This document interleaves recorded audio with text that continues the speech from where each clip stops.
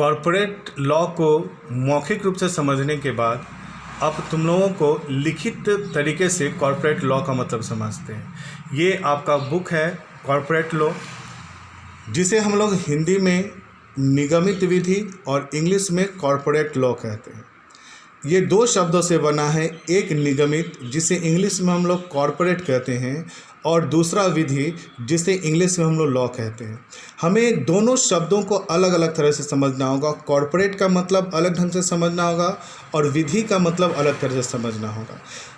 पहले वीडियो में मौखिक तौर पर मैंने आपको बता दिया कि लॉ को हम लोग इंग्लिश में विधि कहते हैं, विधि को ही हम लोग संनियम कहते हैं, जो कि सेमेस्टर 1 में आप क्या पढ़े थे, बिजनेस लॉ पढ़े थे ना। तो वहाँ पर लॉ का मतलब क्या था, व्यापारिक संनियम यानी कि संनियम था। और यहाँ पर लॉ का मतलब क्या है, विधि। इसका मतलब लॉ का मतलब हिंदी में विधि या संनियम या कानून भी होता है। तो आप जैसा कि आप जान गए कि आप लोगों को सेमेस्टर 2 में कॉरपोरेट लॉ पढ़नी है, जिसे इंग्लिश में हम लोग निगमित विधि कहते हैं। ये दो शब्दों से बना है, कॉरपोरेट और दूसरा लॉ। इन दोनों में आज हम लॉ के बारे में पढ़ने जा रहे हैं। हम कुछ साधारण शब्दों के द्वारा, साधारण परिभाषाओं और उदाहरणों के द्वारा समझेंगे कि लॉ का मतलब क्या होता है। लॉ को हम लोग हिंदी में विधि या संनियम या कानून कहते हैं। आइए हम लोग विधि या कानून या संनियम को सरल और आसान शब्दों में समझें। इसे मैंने लिखित रूप से यहाँ पर लिख दिया है, अब मैं आपको समझा दे रहा हूँ।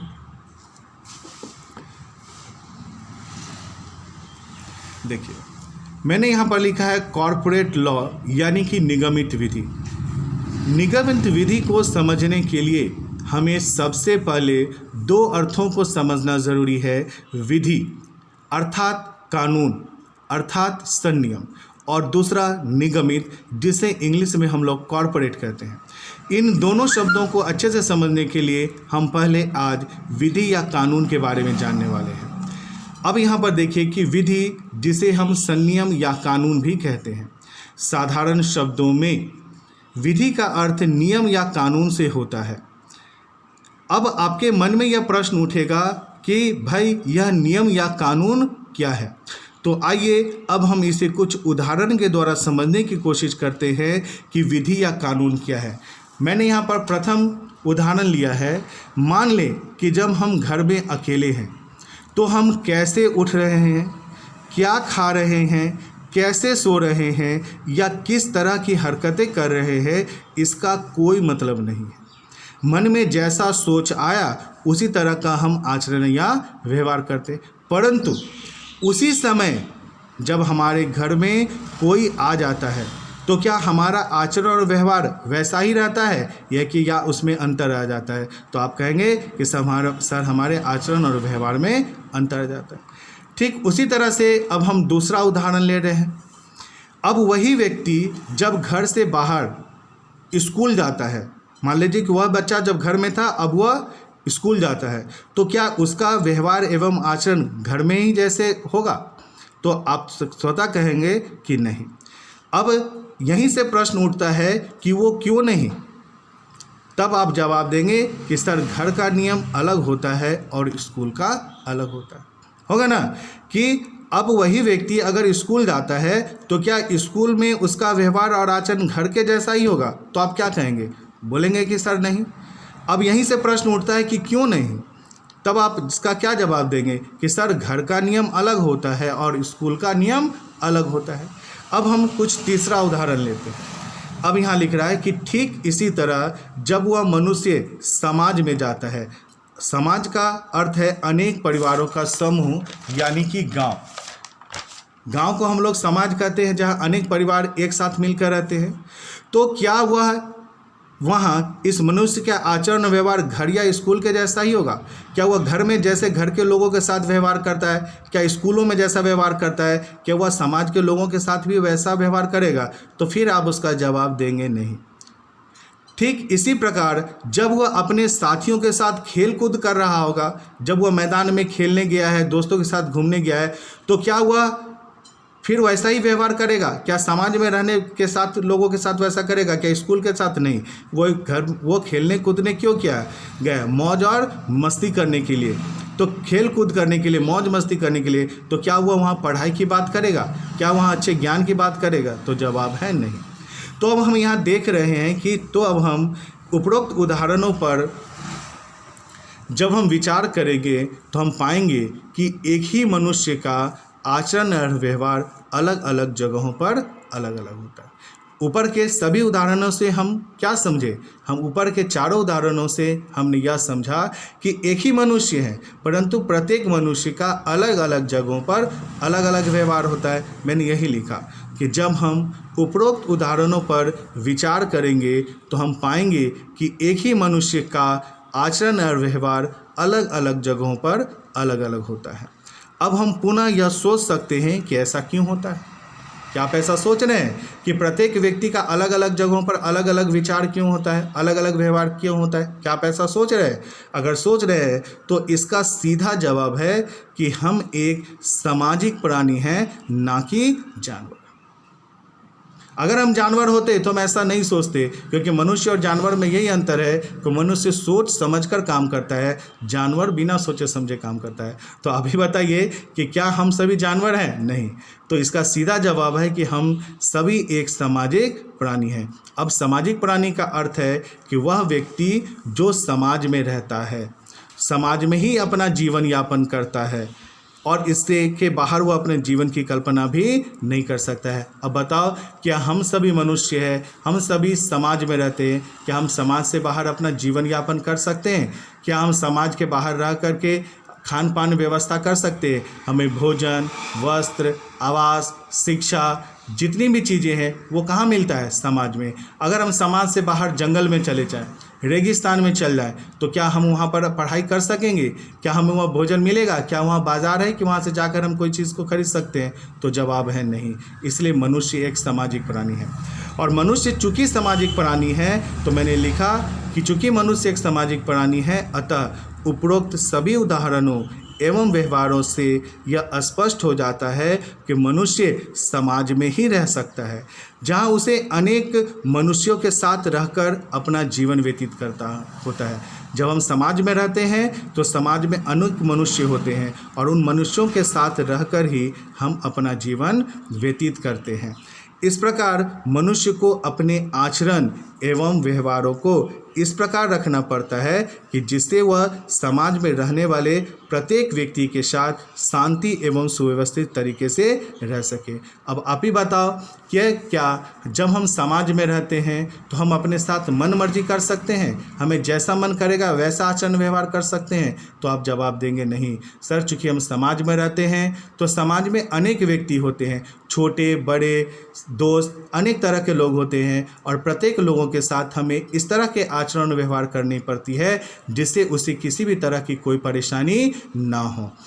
अतः मनुष्य समाज में रहते हुए दो तरह के काम करते हैं। इसलिए यहाँ पर मैंने लिखा कि परंतु व्यवहारिक दृष्टिकोण से तो हम मनुष्य सुव्यवस्थित ढंग से रह सके, लेकिन क्या व्यवहारिक दृष्टिकोण से ऐसा होता है? तो नहीं। इसलिए मैंने लिखा कि व्यवहारिक दृष्टिकोण से ऐसा नहीं होता है। यदि गहराई से सोचा जाए तो मनुष्य दो तरह के आचरण और व्यवहार करते हैं, जिसे मैंने यहाँ लिखा कि पहला वैसा कार्य जिससे किसी मनुष्य के आचरण या व्यवहार से दूसरे को कोई हानि या परेशानी नहीं होती है। हम जानते हैं कि जब हम समाज में रहते हैं तो सुबह से लेकर शाम तक या अब तक हम जितने भी काम करते हैं वे दो तरह के काम होते हैं। पहला वैसा कार्य जिससे किसी भी मनुष्य के आचरण या व्यवहार से दूसरे को कोई हानि या परेशानी नहीं होती है, जैसे नहाना, हंसना, घूमना, खेलना, कूदना, इससे किसी भी व्यक्ति को कोई परेशानी नहीं होती है और ऐसे कार्य के लिए एक नियम या तरीके का होना आवश्यक नहीं होता है। व्यक्ति ऐसे कार्यों के लिए स्वतंत्र होता है। परंतु दूसरा वैसा कार्य जिससे किसी मनुष्य के आचरण या व्यवहार से दूसरे को हानि हो जाता है। लेकिन हम कभी कभी कुछ ऐसे कार्य कर बैठते हैं जो कि जिससे मनुष्य को दूसरे मनुष्य को हानि हो जाता है या परेशानी होती है। तो ऐसे कार्यों के लिए क्या बन गया है? एक नियम या तरीका होना परम आवश्यक हो जाता है। ऐसा क्यों हो जाता है? जैसे अगर कोई भी व्यक्ति अगर चोरी करता है, मारपीट करता है, दंगा करता है, किसी भी व्यक्ति को परेशान करता है, किसी भी दूसरे व्यक्ति के सामानों को छीन लेता है, रोड पर जैसे तैसे गाड़ियां चलाती है, किसी भी व्यक्ति के घर में घुस जाता है, अब बताइए कि क्या यह व्यक्ति का आचरण सही है? क्या उसके ऐसे आचरण से दूसरे व्यक्ति को परेशानी हो गई या नहीं? आप जवाब कहेंगे सर हाँ, ऐसे व्यक्ति की परेशानी होगी। क्या हर व्यक्ति अगर इसी तरह का हरकत करे तो क्या समाज में कोई भी व्यक्ति शांति ढंग से रह सकेगा? क्या हम उसे समाज कह सकेंगे? तो आप कहोगे नहीं। तो मैं इसको फिर से सारांश कर दूं कि मनुष्य दिन भर में दो तरह का कार्य करता है। पहला, वैसा कार्य जिससे किसी भी मनुष्य के आचरण या व्यवहार से दूसरे को कोई हानि या परेशानी नहीं होती है, और ऐसे कार्य के लिए नियम या तरीके का होना आवश्यक नहीं होता है।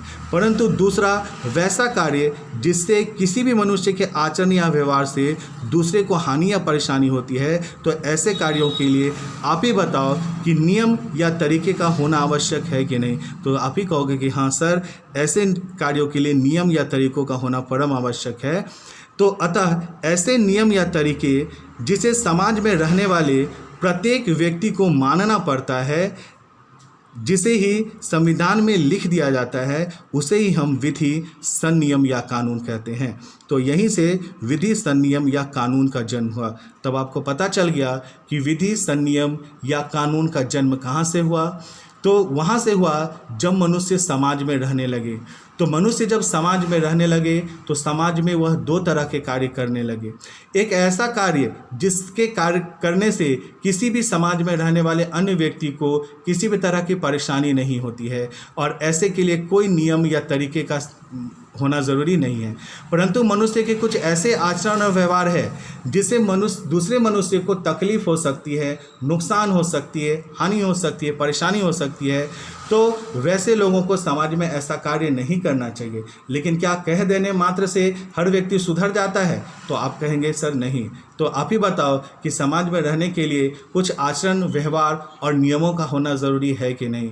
तो आप कहेंगे कि सर हाँ, जब हम समाज में रहते हैं तो समाज में रहने के लिए कुछ आचरण होने चाहिए, कुछ व्यवहार होने चाहिए और कुछ नियम होने चाहिए।